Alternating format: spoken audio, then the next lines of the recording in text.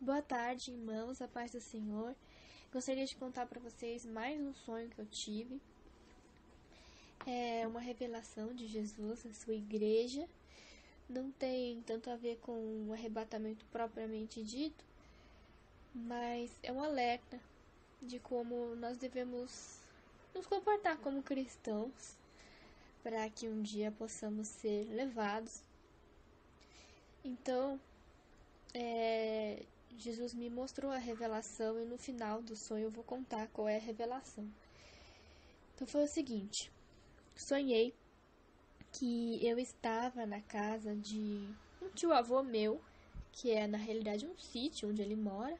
Tem uma piscina grande, bem grande, e do lado dessa piscina tem uma casinha. Essas casinhas de piscina que a gente usa para trocar de roupa e tem coisas de piscina.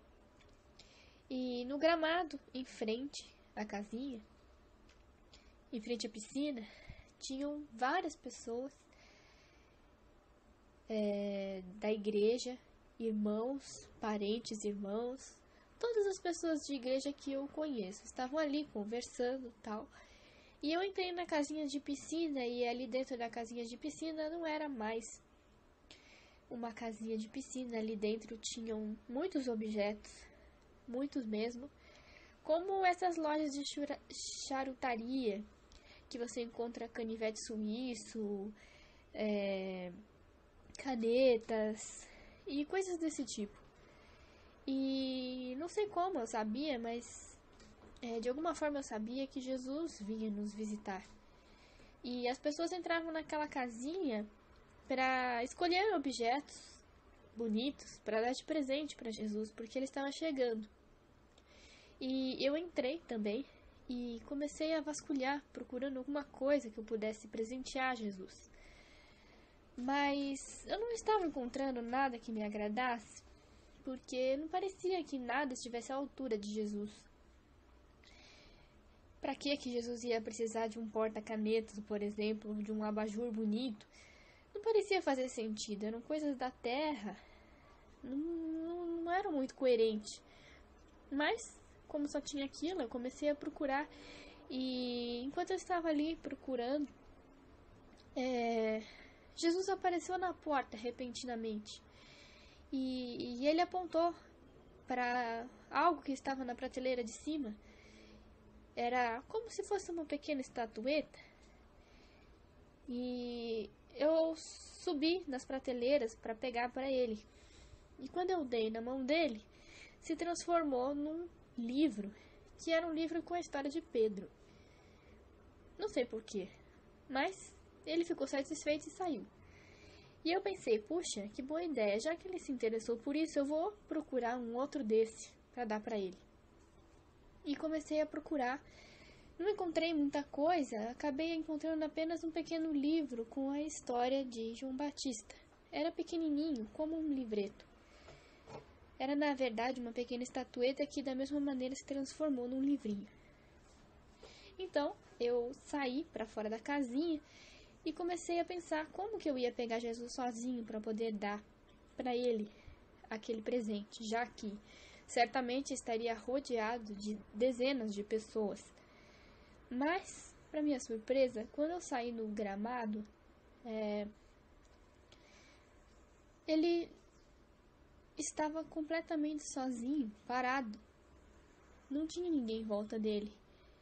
Ele tinha um semblante triste e as pessoas conversavam entre si e não olhavam para ele, como se ele estivesse invisível.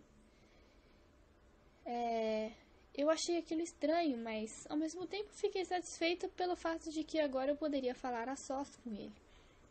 E comecei a me dirigir a passos largos na direção dele com o meu pequeno presente. Porém, quando eu estava muito próximo, eu comecei a pensar o quanto eu havia desejado este momento de poder estar com Jesus e quanto eu tinha saudades dele, como um querido, como um amado que ele é para mim. Então eu fiz aquilo que meu coração ansiava e joguei fora aquele livreto e saí correndo como uma criança para pular no colo dele e encher ele de beijos, porque era isso que eu desejava fazer lá do fundo do meu coração. E quando eu estava correndo na direção dele, ele me viu e eu vi que o rosto dele começou a ficar muito resplandecente, com uma luz muito intensa, mais ou menos como na passagem da Transfiguração. E eu percebi que era isso que ele queria que eu fizesse. Porém, aconteceu algo completamente inesperado nessa parte.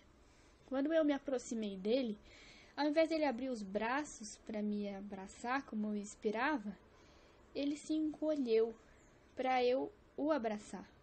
Ao contrário. E de repente eu me vi abraçando Jesus e ele começou a chorar copiosamente. Um choro muito sentido e profundo.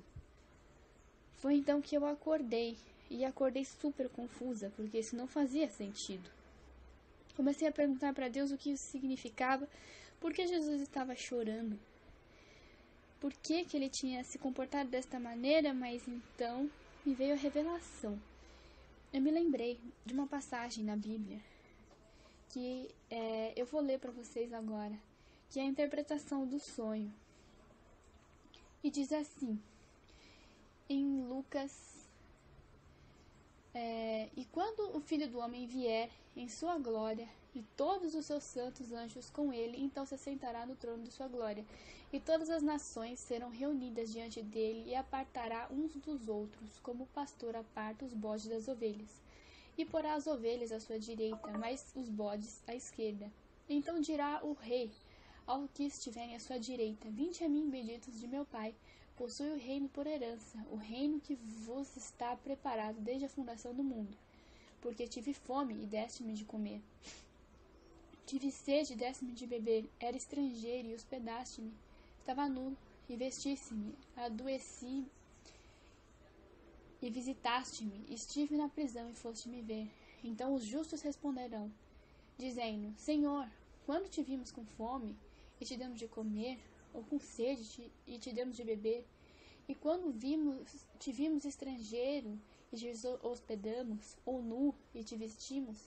Quando te vimos enfermo ou na prisão e fomos ver-te? E respondendo o rei, lhes dirá: Em verdade vos digo que quando fizeste a um destes pequeninos irmãos, a mim me fizeste. E aí ele continua falando com os que estavam à sua esquerda: Apartai-vos de mim, malditos, para o fogo eterno, preparado para o diabo e seus anjos. Porque tive fome e não me destes de comer, e assim por diante. Então eu entendi. Jesus, parado ali no meio do gramado, simbolizava os pequeninos, as pessoas necessitadas, que precisam ser acolhidas, mas elas são invisíveis. Muitas vezes estamos preocupados com nossos próprios problemas e não vemos essas pessoas como se elas fossem transparentes. Para Jesus, é como se nós os estivéssemos ignorando a pessoa dele, porque é ele mesmo ali parado. Então, muitas vezes a gente deixa de visitar Jesus, deixa de cuidar de Jesus, deixa de alimentá-lo e deixa de fazer as coisas que ele tem necessidade, porque para ele é como se fosse para ele mesmo. Quantas vezes nós temos feito isso? E acho que a visão é para mim também. Você tem ido visitar Jesus nas prisões?